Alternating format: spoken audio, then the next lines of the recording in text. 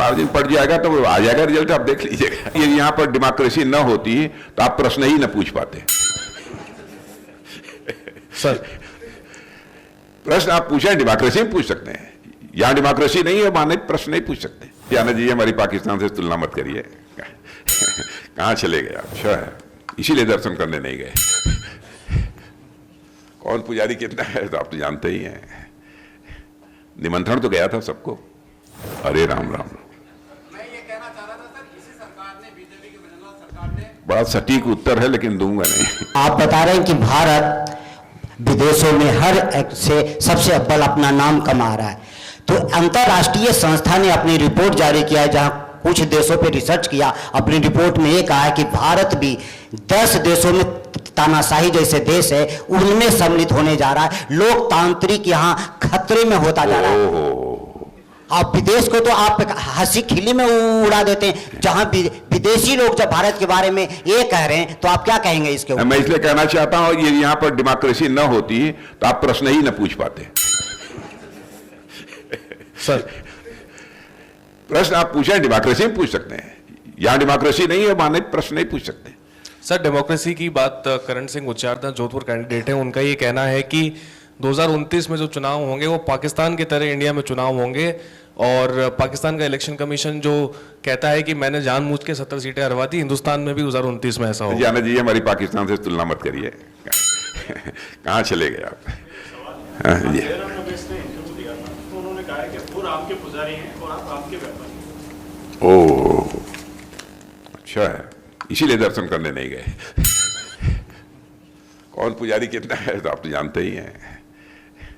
निमंत्रण तो गया था सबको। जिसकी श्रद्धा होगी, जिसकी आस्था होगी, वो तो वहां जाएगा ही। लेकिन वो भी राम के भक्त रहे, अच्छा है। मैं चाहता हूँ सारे लोगों की भक्ति होनी चाहिए। सर आप राजस्थान के दौरे पे हैं, अशोक गहलोत लगातार भाषण और अपनी सभाओं में कह रहे हैं कि जिन कंपनियों ने भाजपा को दान दिया था, तो दान दो और धंधा करो, लगातार उनका ये कहना है। और उन्होंने अभी कल परसों की सभा में ये भी ऐलान किया और जनता से ये भी आह्वान किया कि देश के हालात गंभीर होते जा रहे हैं। क्या कहें इस पर? बेचारे, अब वो सब सारे लोग खुद ही संकट में हो, क्या कहेंगे? और एक प्रश्न पहले क्या पूछा था आपने? अच्छा, मैंने इलेक्ट्रल बॉन्ड केवल हम ही को मिला है, उनको नहीं मिला है। इलेक्ट्रल बॉन्ड उनको भी मिला है, हमको भी मिला। सर मेरा एक सवाल सर ये था कि राजस्थान में कांग्रेस के जो अध्यक्ष हैं गोविंद सिंह डोटासरा, उन्होंने ये कहा कि ये पर्ची की सरकार है, भजनलाल जी की सरकार के लिए पर्ची की सरकार है। और दूसरा उन्होंने कहा कि मैं आरएसएस को बिल में दमखम की सरकार है यहाँ राजस्थान की। कि मैं आरएसएस को बिल में चला दूंगा, कायम चला दूंगा, बिल में घुसेड़ दूंगा, उनका जो कहना। अरे राम राम।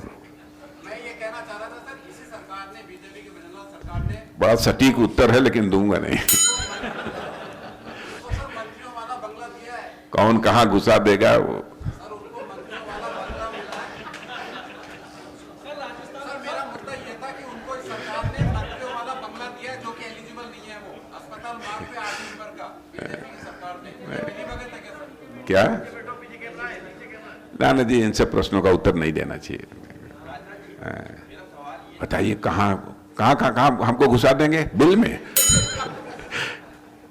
जी, सवाल ये था कि बीजेपी 400 पार का नारा दे रही है। जी जी। और नोट बैंक में बीजेपी पूरी तरह से पीक पे है अभी पिछले चुनाव में। किसमें? काहे पर? बीजेपी नोट बैंक जो है जी ना जी पे काफी पीक पे है। जी।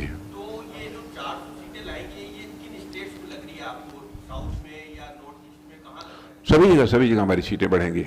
वैसे लगभग नॉर्थ ईस्ट में भी तो सैचुरेशन की ही स्थिति में हम लोग रहे हैं, एक आध 2-3 सीटों को छोड़ दिया जाए तो। और साउथ तो है ही। अब साउथ में, कर्नाटक में वैसे भी 25-26 सीट पहले भी जीत चुके हैं 28 में, और तमिलनाडु में भी जीतेंगे। सर कांग्रेस का घोषणा पत्र आ गया, आपका घोषणा पत्र नहीं आया, मतलब सब दे चुके हैं आप या कुछ? नहीं, तैयारी हो रही है।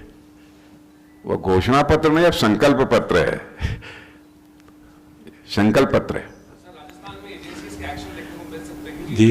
मंत्री जो है यहाँ पे कहते हैं, राजस्थान के जो मंत्री वो कहते हैं कि पूर्व मुख्यमंत्री और पीसीसी चीफ में भी एक्शन देखने को मिलेगा। दिल्ली सीएम अरविंद केजरीवाल देश जा चुके हैं। देखिए, यह अनावश्यक देश की जनता की आंखों में धूल झोंकने की कोशिश की जा रही है।